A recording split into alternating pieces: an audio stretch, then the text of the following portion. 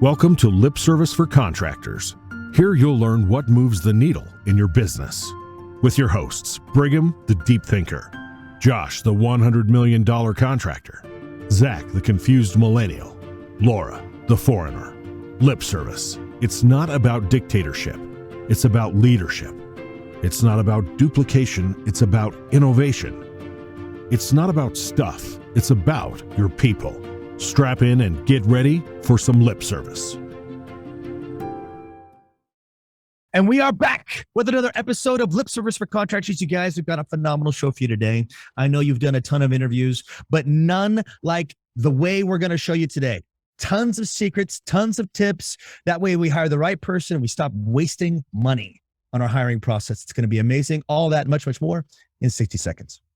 Power Selling Pros is the customer service coaching company for contractors. Their one-on-one coaching for CSRs helps contractors book at least 85% of their calls and wow more customers. And their group training for technicians helps you create a better buying experience in the home and close more sales. Visit powersellingpros.com to learn more about how you can make more money with their coaching programs. Chances are you love what you're hearing on Lip Service for Contractors. And if you want to go deeper, have an actionable playbook, or just want to learn from some of the most successful and profitable contractors in the industry, check out Clover Marketing from Josh and Laura. They give away free, amazing information, tools, SOPs, scripts, and processes that help their family business grow to over 140 million. And those same tools have helped other contractors in the industry blow up their business and grow an average of 20% every single year. Check out growwithclover.com/free gifts. They update the free gifts section all the time, so make sure you keep coming back. Welcome back, Lip Service for Contractors. How the heck do we hire the right people from the get-go as opposed to wasting all kinds of money on hiring the wrong people? Where do we start, guys? Secrets to the hiring process. I think now I have a pretty specific hiring process, and we're certainly going to go into it. I know, Brigham, you probably have something entirely different than me, but I think it'd be good too, just some like unique things too that some people do. Like we've all interviewed and we've all been interviewed before, right? And I think sometimes the off the wall stuff is just kind of fun to talk about, whether you decide to do it or not. Let's start with that. So like, what's the off the wall thing that you do, Brigham, or you've heard other contractors do, or Zach, or you've been asked before when, we're all been hired for, help companies and stuff like that too. What's those things? I don't know if it's off the wall per se. And, maybe something off the wall will come to mind. But the first thing that comes to mind for me is that we have a tendency to ask yes, no questions in the hiring process. And that is such a mistake, as opposed to asking yes. And here's what I mean by that. Do you have an experience in the heating cooling industry? Yes. Oh, okay. What are you talking about? There's so much there, right? It says here on your resume that you know Excel. Is that right? Yep. Okay, cool. So we've got yes, no, and nothing in between here. I wouldn't even say yes, no. That's true. But what I would actually define it a little bit looser and say leading questions where we give them the answer that we want, right? Like, have you ever seen someone interviewing like being we're really big on being a team player on this team. Like, explain how you're a team player. It's like giving them the answers that you want, right? And like anybody who's really halfway decent at interviewing is going to give you a pretty good answer to that because you just loaded them up, right? I don't know if that's an off the wall one. That's like in every, like people do that all the freaking successful, very driven contractors do that. And it's like, you can't do that. So I'll start with the off the wall ones, and then we'll go into more overall strategy. Let's do it. Yeah. So this one's a Paul one. So Paul does this whenever he goes to interview. He meets him up at the front of the office, and then he power walks back to his office like as fast as he humanly can. And his theory is someone tries to keep up with you. They're a good follower and someone I want on my team. It's not a disqualifier by any means, but if they lag behind, then they go to the beat of their own drum and maybe they aren't as good a follower. And when I say he power walks, I mean like he power walks, like just short of a jog. Yeah. I'm taking a mental note every time I see Paul. I'm going to be right on his tail, bro. I'm going to be right on his tail. You're gonna see it next week. You're gonna see it. I can't wait. Right on his tail, no matter where he's at. What's up, Paul? How's it But going? he wants them to follow closely. He wants them to be like, yeah. Well, it is true. Like, and I do it too, but I don't necessarily believe in it as much as he does, right? But like, if you take off and someone just stands up at the front, like kind of like walks slowly, just doesn't even try to keep up, it is an indicator. But like at the same time, it's super awkward to keep up all the way. So it doesn't bother me if they don't keep up all the way, but they have to at least make an attempt. Yeah. Oh, I love it. I love that. Okay. What else? Go ahead, Zach. I don't know if this is off the wall. I mean, maybe you guys would agree with this particular practice, but I remember a couple of years ago interviewing with some tech companies after I graduated from college and just being blown away by the sheer number of interviews. Yeah. There were I think I interviewed with 8 people with the company that ended up hiring me. And the whole time I'm like, is this necessary to have this many? I'm all for vetting. That was so many interviews, and they were not short ones. These were an hour-long interview each. So 8 hours interviewing with one company. Here's what I would say that at Clover, any kind of supervisor, manager, team member at Clover, less at a home service business like Parker and Sons or We Care or whatever, right? But any supervisor, manager, I believe in 4 interviews, and one of them is almost a 2-hour interview. So that makes sense. Totally. It's like attrition. But for a technician or a CSR, I know companies like Zach, you know him too, 6th Division here in town, really good digital, not really even marketing, digital software consulting business. Consulting, yeah, service. They have a 7 interview process. And he's like, this is the way you got to do interviews. I'm like, that only works because people are actively trying to work with you because you have a name. I cannot imagine sending a tech through 7 interviews and expecting them to last. That's a terrible decision, right? It's crazy. But yeah, lots of interviews and the style of interviews. Some people take it to the other extreme where it's a 15-minute interview and you're hired. That's not necessarily the best approach either, but yeah, both. I'll give you one that's off the wall. I was interviewed when I was younger, do this. And I like doing it first, but then I kind of grew out of it because I just did a lot more research. But they ask an off the wall question, nothing to do with anything, pure hypothetical ridiculousness. I remember the first job I ever had, it was an internship at ESPN Radio in Bonneville. And the interviewer asked me if I inherited an elephant tomorrow, what would I do with it? I love that, actually. I'd ride that sucker. Well, saddle on it. There's a thought process to this elephant question, right? Because it does tell us something about your personality, but it is it's not the best. But for me, I found a way to make money off the elephants, right? I was well, if I have an elephant and it's taken care of, then maybe I would set up a petting zoo and I could charge neighbors to come by. And I found a way to make money off of it, which tells you a lot about my personality. But some people give it away because, hey, it's not the right thing for elephants. And that tells you, hey, maybe they don't really, aren't good at tackling responsibility. Some people will think entirely about the care of the elephant and how important that is. And that tells you what kind of person they are. It does lead, but you have to do a lot of digging beyond what's actually said to kind of put that together. You know what I mean?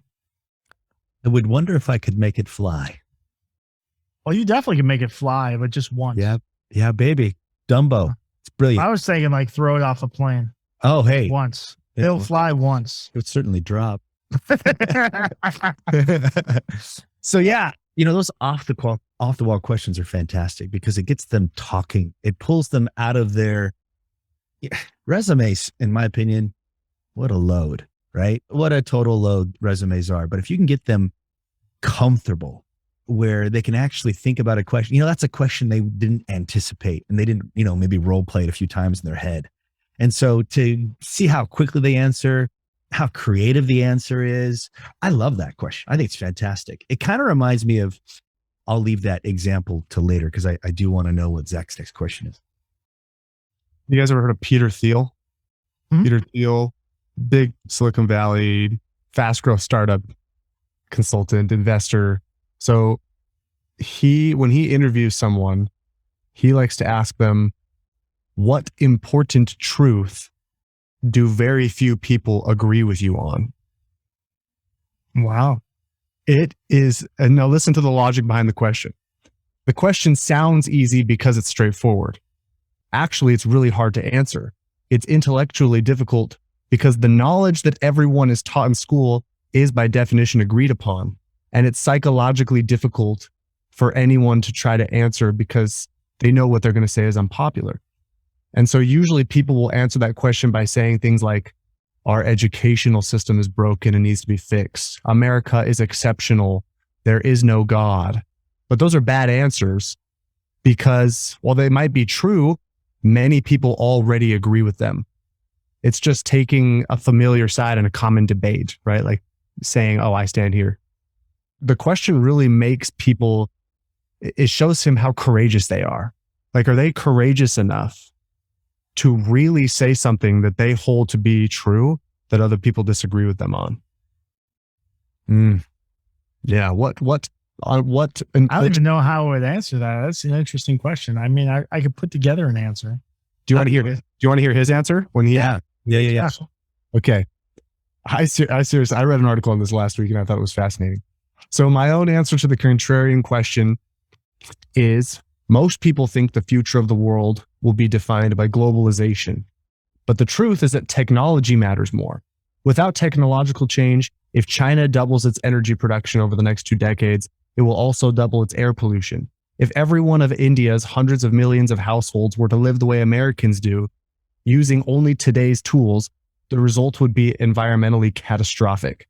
Spreading old ways to create wealth around the world will result in devastation, not riches. We need technology, not spreading what we already have.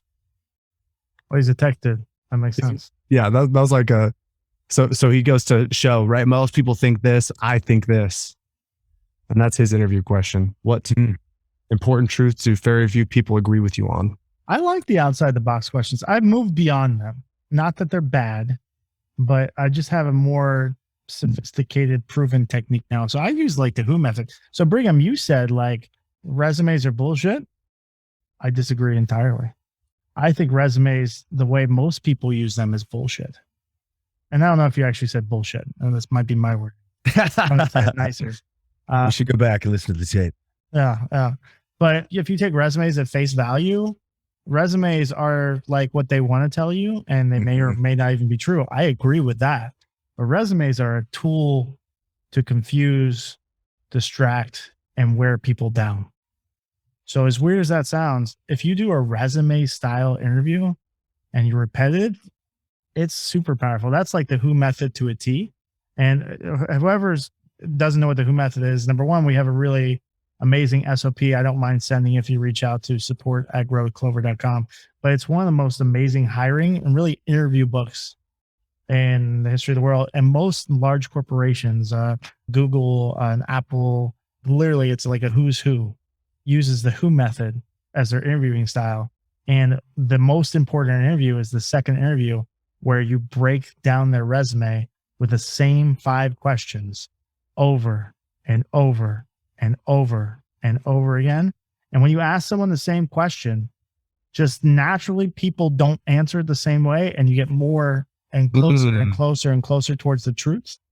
And you wear them down by going through the resume. So like that interview, I do it, and I hate that interview. It's not a fun one to do, but it's a 2-hour interview where I will go through their resume, the last 5 jobs they have, and I will ask the same 5 questions and dig for 2 straight hours. They know what's coming, but they just like, you'll figure out so much. And like the first time you ask them, it's like, so what were you hired to do, right? What was your high point of this job? What was your low point? How would they rate you from 1 to 10? Give me a name of someone, and you dig into a little bit more into questions that. And the last one is like, why'd you leave this position? And without fail, the first time you ask that question, they have a pretty good answer. And I say like, well, here's what happened, whatever. By the 4th time is like, that boss was a dick. So I just left. Oh my God. Oh, so you were pushed out of this job too. Red flag. Yeah. That's brilliant. Because if they talk shit about that boss, so they're going to talk shit about you. Probably. It's not for sure. It's not like, hey, I can't hire this guy, but that's certainly an indicator, right? Yeah, it's a probability in my opinion. So let me clarify on the resumes are crap comment, just so that we're all on the same page. If you were to take a look at a resume at face value. Oh yeah. See, obviously their goal is to make that thing look as compelling as possible, or read as compelling as possible. So if you were to just take it at face value, oh, look, he's got 20 years experience in the heating and cooling industry. Oh my gosh, this is so fantastic. Or he worked with this company, which happens to be a major competitor of yours, right? If they must be good. And then there's, skill sets that they mention, they list. And if you don't dig deeper, it is a bunch of crap. So I totally agree with you in that with the Who method, and I'm absolutely going to look it up because I think it sounds really, really cool. I just put, just for reference, I just put the actual SOP, like the step-by-step, and it's a lot. I think it's like a 20-page SOP. Yeah. It's just super condensed of exactly, really not, it's our hiring process, but it's the Who method. And it's like crazy detailed and really powerful stuff. Zach, are you looking at it right now? Yeah. What are some of the things that stand out to you as you're glancing through it? I'm on page, yeah. I'm on page, I scrolled way down. I'm looking at the red flags section, when to dive beneath the surface. A candidate does not mention past failures, red flag. The candidate exaggerates their answers, red flag. They take credit for the work of others, red flag. They cannot explain job moves, red flag. They try too hard to look like an expert, red flag. There's a lot to it. There's a lot to it. This is very thorough. I'm even. You steal it. I just gave it to you, obviously. Yeah.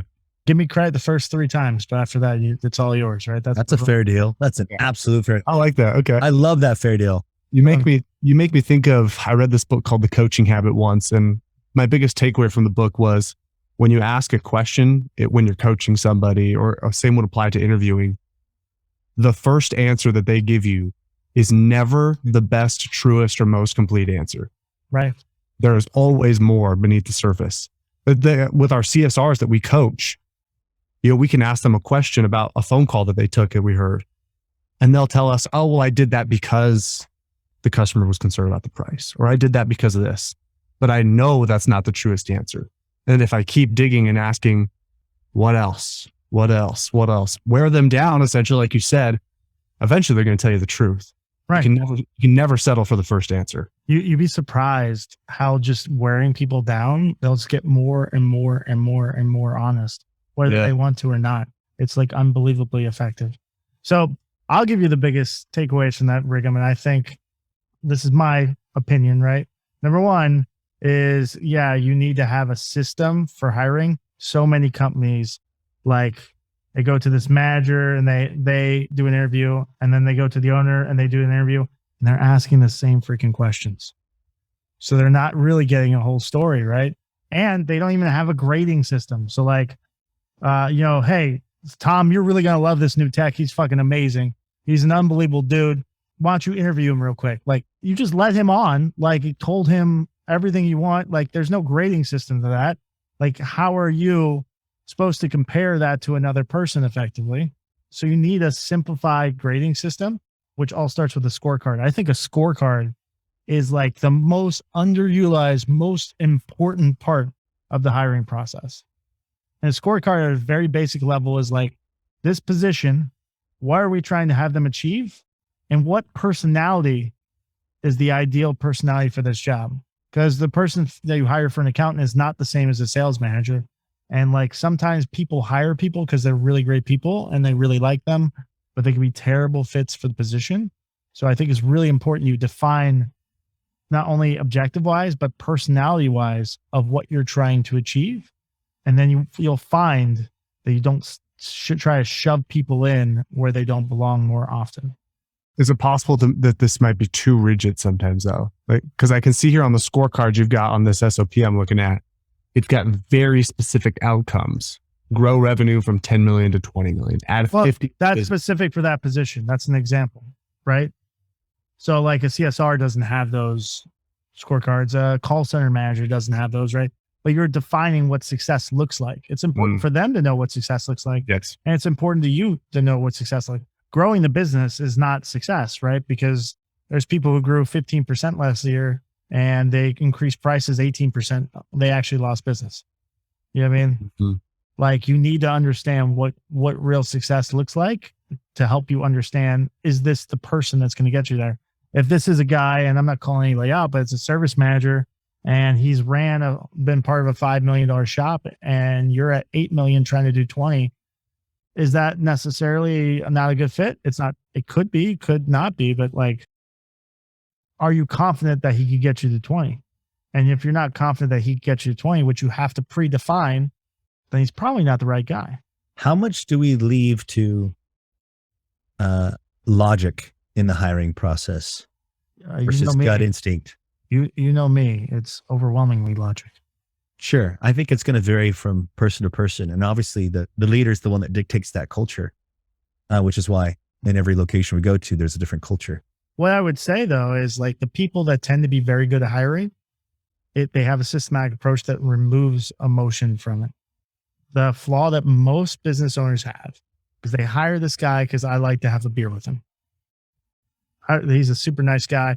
They talk about, like, I've literally sat on interviews, and I'm not going to call anybody out, but it's like, they start talking about fishing and how much they love fishing, and they start bonding over fishing trips. It's like, this has nothing to do with whether he's going to be a good accountant or sales manager. Why are we wasting our time doing this? This is not helping anyone. Right? Wow.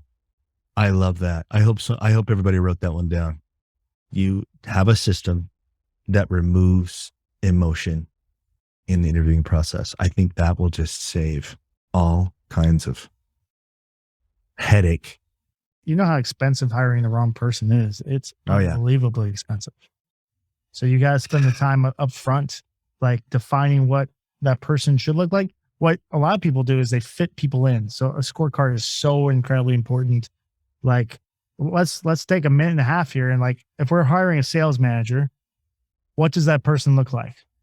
Shout it out. Confident. Systematic. Actually, I want to say experience, good attitude. Some sort of sales experience, doesn't necessarily have to be HVAC, certainly good attitude. There's things that are universal. Good attitudes can be universal for almost every position, right? Mm-hmm. Organized. Probably numbers driven, probably a motivational guy, right? Probably excitable. You don't want a boring sales manager, right? Nothing against people that are more stiff and unexciting and really to the point, but that's probably not an ideal sales manager, right? You probably want him to be slightly, ambitious / greedy. Wants to make a lot of money, wants to drive a lot of things, right? Wants to move up because this is a high level position, right? Now I define this, and there's way more to this, right?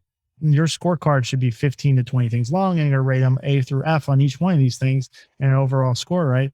But if I got a guy in that was super motivational, but never talked about numbers in his interview, never talked about how he drove a team to sales, only talked about his own sales, but never his numbers.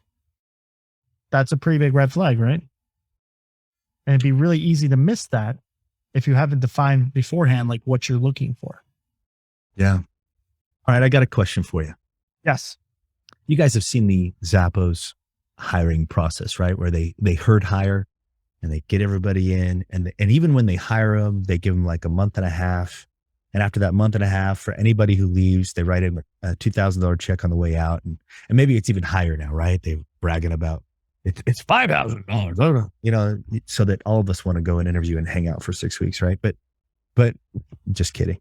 But you do get my point, right? What is the logic in that, and what types of job positions would that herd hiring process work for? Because I don't think it would work for a let's say, for example, sales manager. I don't think it would work for that. Oh yeah, I think it does. Really? Tell me more. How does this concept like a work? Field staff or CSR, your lower level, I don't do this. I do it a little bit, but like the goal of the first interview is as much to sell them working for me as anything else. Like I have to want them desperately to want to work for me at the end of it. Like jump through hoops, jump through fire, right? And the higher level of the position, the more important that is. The second interview, I'm trying to talk them out of working for me. I want the guys that fight to work for me.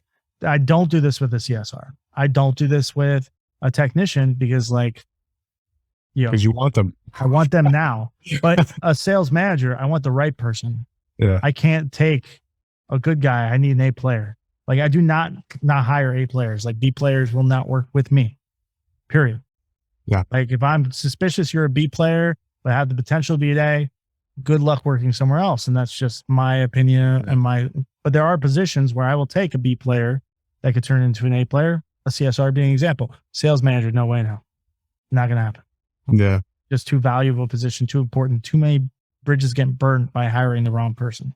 Okay, so I got to clarify this though, because you did say that you would herd hire somebody of that high level position, that sales manager position. Yes. I wouldn't herd hire them, but I would try to talk them out of working for me. Okay, I got it. So you wouldn't get like 20, 30 people in to interview this at the same time. Okay. No, I get the value to that, and I think Zappos could pull that off. Yeah, exactly. See, that's what I want to get at. If I was Zappos, I would do that. If I was Google or Amazon or Apple or a number of places where people really want to work already. And people do really want to work for us. Like we have people actively hang out, but not at the level where it's like, hey, right now we have an ad for new CS team members. So I forget the exact title, but it's going to help our client services side, which is the one-on-one consulting. And they're going to help organize me and do a lot of follow-up and help with some of the media buying and stuff, right? We already got it. We placed a week ago. We got like 100 interviews lined up. Of those 100, 60 will show up. But a Zappos would have 10,000. That's right. Yep. Right. So like they could do things I can't. And but still 60 people is that's a lot of people. Well, if you notice the SOP, the very first interview is only 15 to 20 minutes. And you're just trying to cut out like all definite no's and not go through the process of the rest. Like you have to be willing.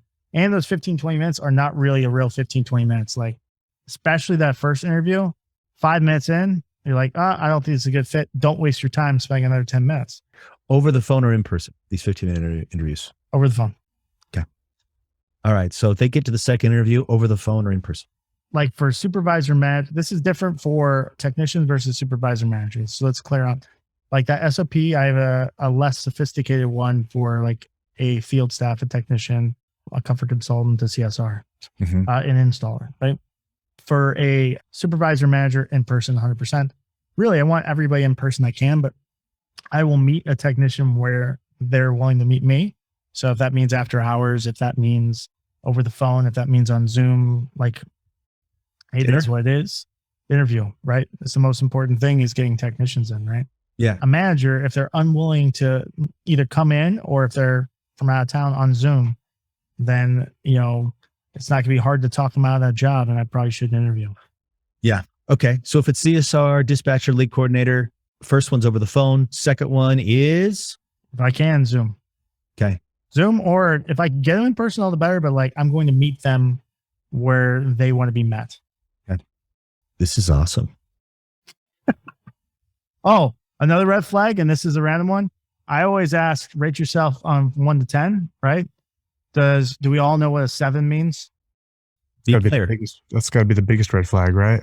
Someone says a 7, they're really a 5. You know what I mean? That's the truth.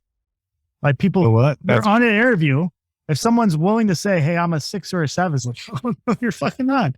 Peace. If someone said, I want someone to say 9 or 10. Like 10 or 0.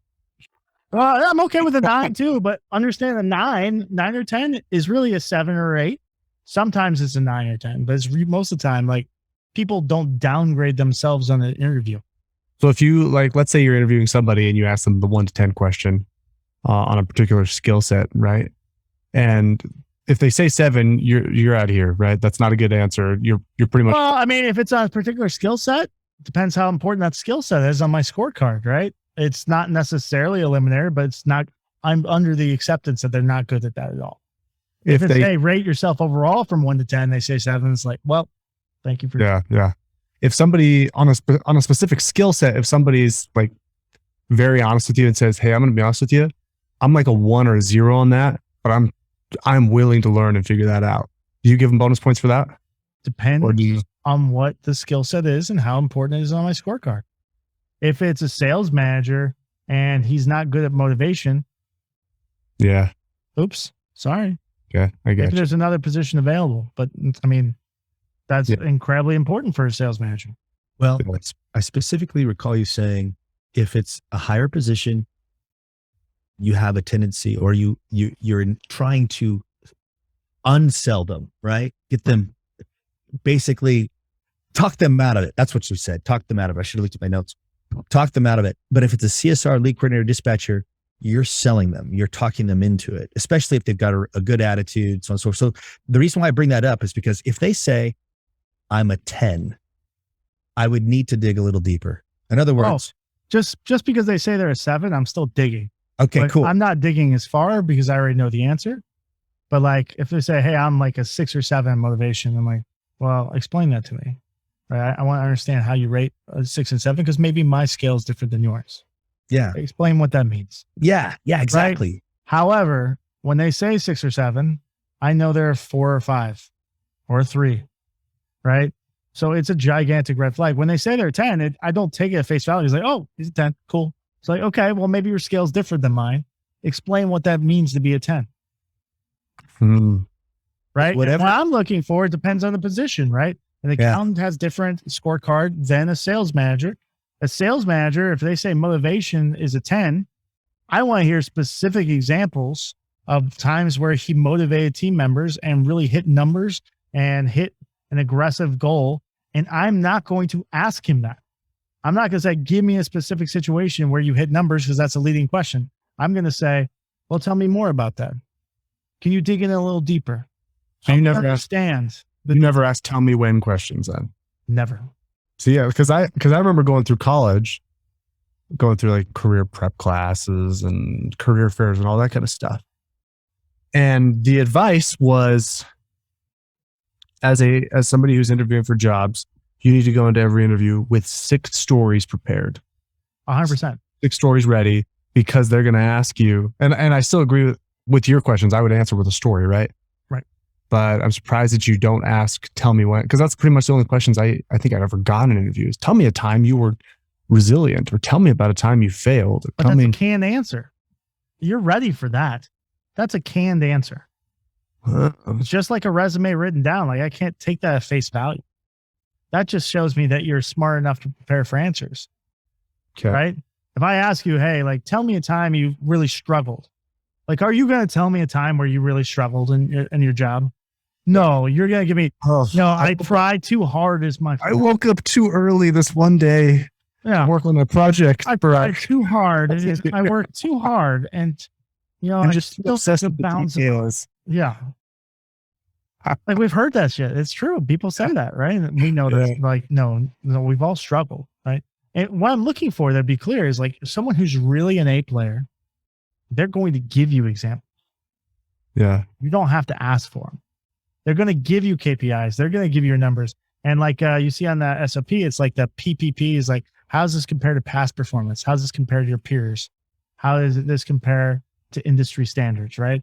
Like, I'll ask those questions and I'll dig into that, but I'm never going to say like, give me your, when I ask, what were you hired here to do as a sales manager? If he says, well, increase how much they sell, like, that is not an answer I stop at. It's like, well, no kidding, right? What were you hired that position to do, though?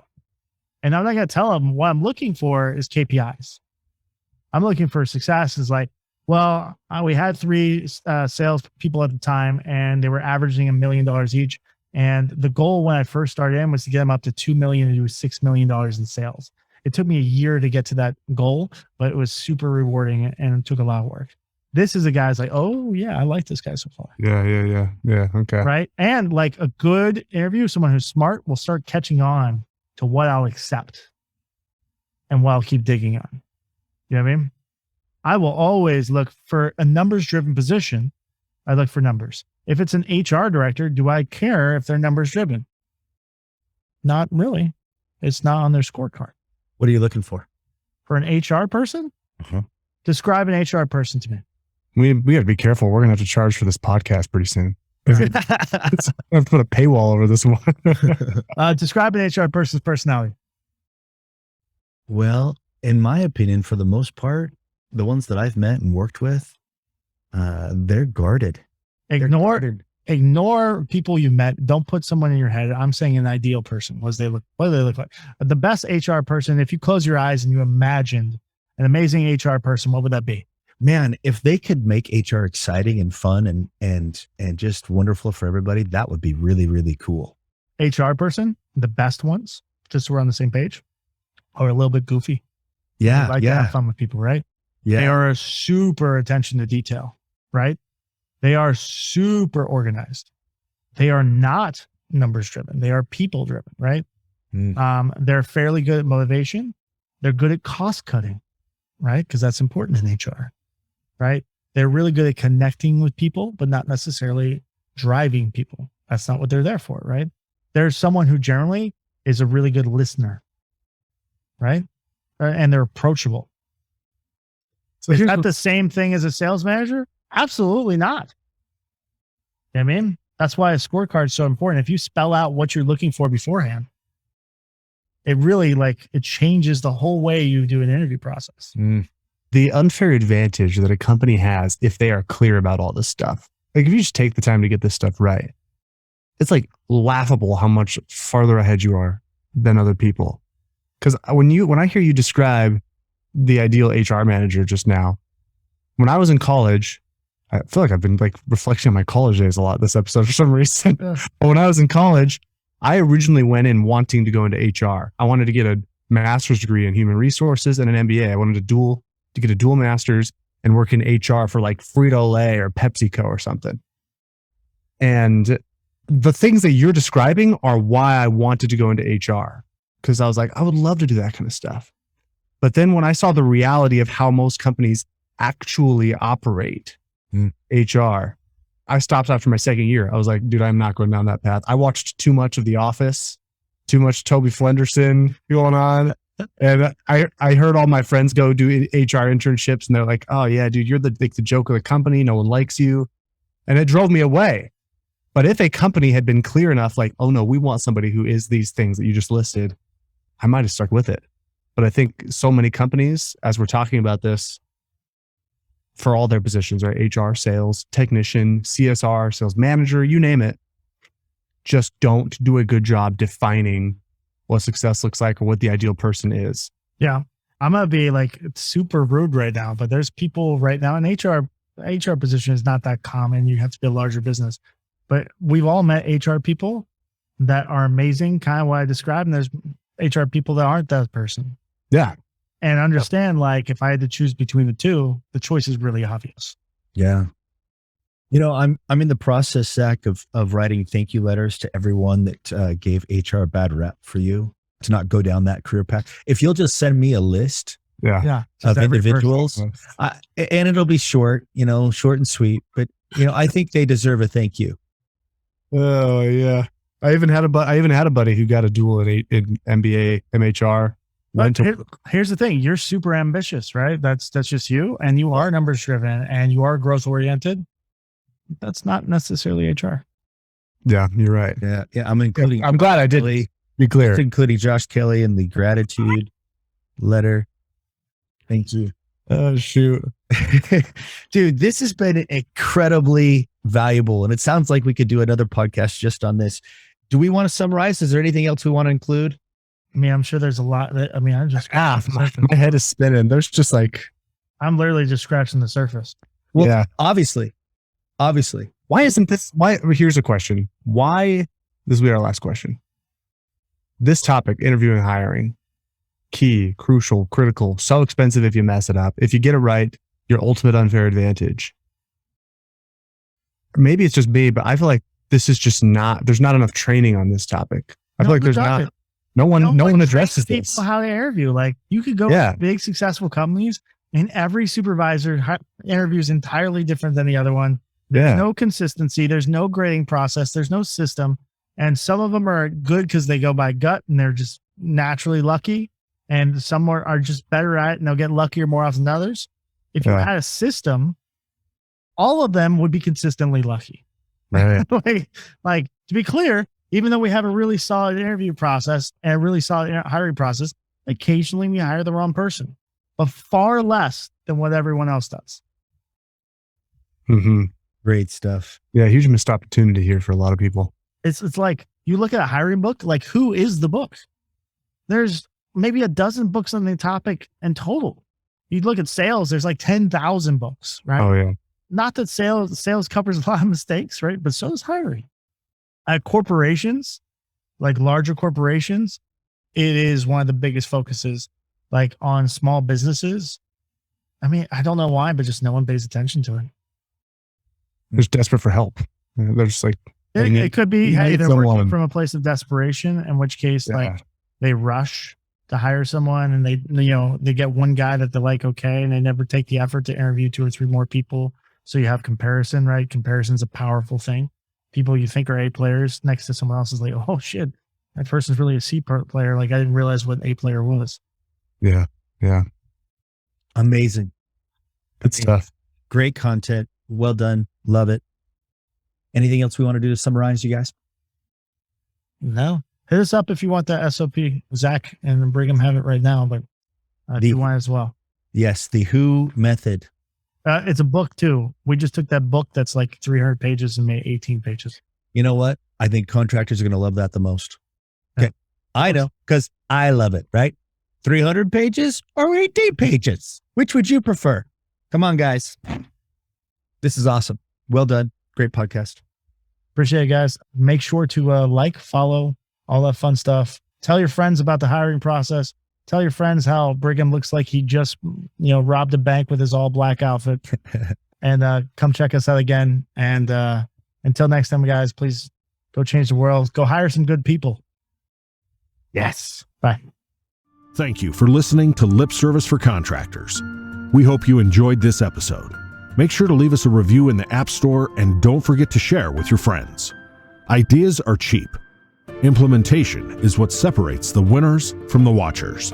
Go out and implement these ideas. See you on the next episode of Lip Service for Contractors.